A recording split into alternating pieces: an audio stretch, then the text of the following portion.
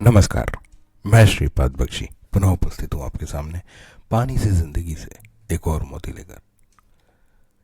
कल के समाचार पत्र में यह समाचार था कि राजस्थान में एक हाईकोर्ट खंडपीठ ने सरकारी स्कूलों में टॉयलेट न होने पर नाराजगी दिखाई। इस बात का जिक्र किया कि बच्चियां स्कूल में पानी नहीं पीती क्योंकि उन्हें टॉयलेट न जाना पड़े।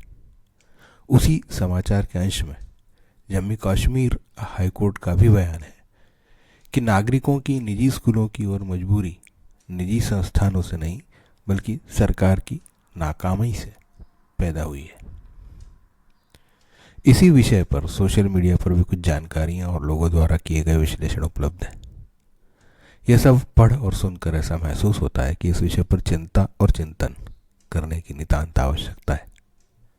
आज वास्तविकता क्या है, क्या इसे बदला जा सकता है और क्या विश्व में कहीं और इस विषय पर कुछ व्यापक स्तर पर सफलतापूर्वक किया गया है।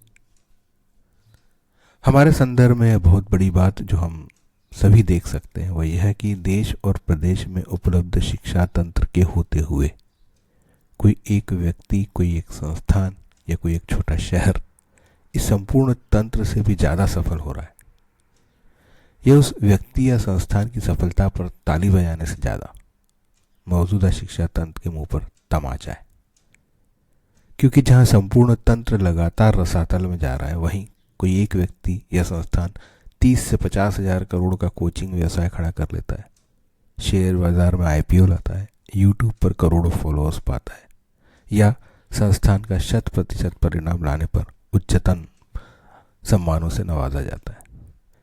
यह सब कहने का उद्देश्य यह नहीं कि इन महानुभावों की मेहनत और योगदान को नकार रहे हैं, बल्कि इस बात पर गौर करना है कि ऐसे लोग इतने बड़े उपलब्ध सरकारी तंत्र से क्यों जन्म नहीं लेते।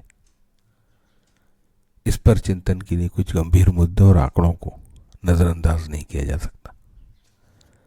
वास्तविकता यह है कि जीडीपी के 6% शिक्षा पर खर्च करने की योजना के विरुद्ध 3 से 4% खर्च होता है, वह भी मिड डे मील, किताबें और यूनिफॉर्म इत्यादि पर। अगस्त 2025 की एक संसदीय कमेटी रिपोर्ट के अनुसार इसी तंत्र में लगभग 10 लाख पद रिक्त हैं शिक्षकों के, अर्थात जो पैसा शिक्षकों की भर्ती, भवनों इत्यादि में खर्च होना चाहिए वह कहीं और खर्च हो रहा है। यदि राज्यों के स्कूलों की बात करें तो यही स्थिति लगभग हर जगह देखने मिलेगी। जर्जर व असुविधापूर्ण भवन, शिक्षकों की कमी आदि ने निजी तंत्र को जन्म दिया और आज इस सरकारी तंत्र में से कहीं ज्यादा शक्तिशाली हो चुका है। जब सरकारी और निजी तंत्र की बात होती है तो एक और बात गौर करने की है कि निजी तंत्र के बड़े बड़े स्कूलों के मालिक कौन है।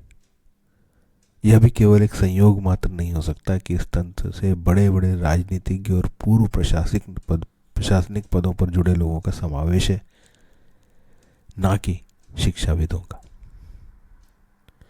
इसी परिप्रेक्ष्य में 2009 में लाए गए राइट टू एजुकेशन पर नजर डालें तो कुछ और ही बात सामने आएगी।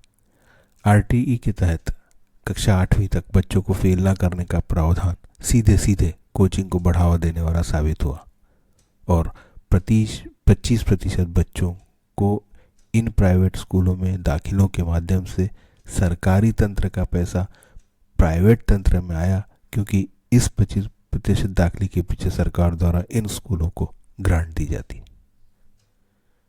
इसी प्रकार के मालूम नहीं कितने तार इस जंजाल में कहीं न कहीं जाकर मिलते होंगे।